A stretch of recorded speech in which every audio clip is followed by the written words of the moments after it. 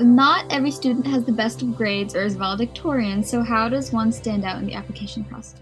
Sure. So there is kind of a myth about this well-rounded student that every college seems to want.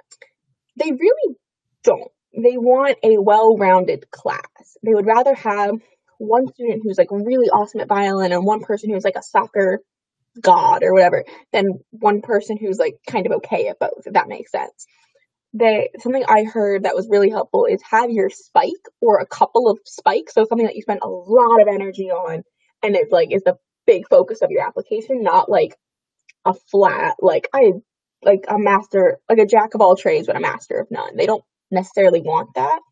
So I only stuck to 3 clubs all of high school and my grades, and I volunteered. So I was in orchestra, DECA, which is a business competition club, and I was in Russian clubs. I took Russian in high school randomly.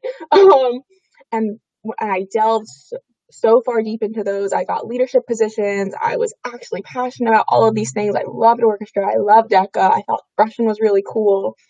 And that meant I had a lot to say in my interviews when I had like interviews for certain colleges and in my essays, if I'd write supplemental essays about like a club I was in, I had a lot to say and I had a lot on my resume I could talk about.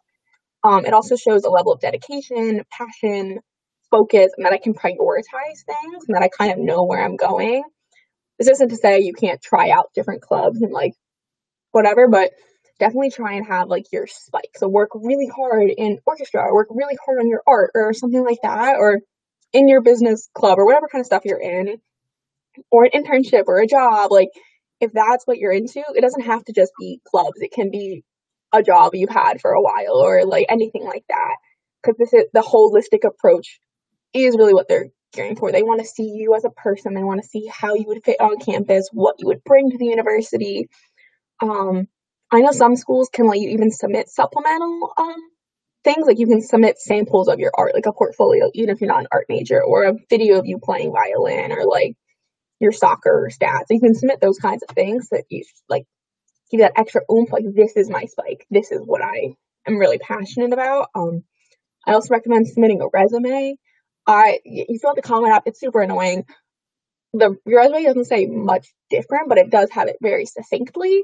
And that's where I talked about like what I did in my volunteer and research opportunities, what exactly I did in orchestra as a leader, not just saying I was an officer, like what did I actually do, what I do in DECA, things like that.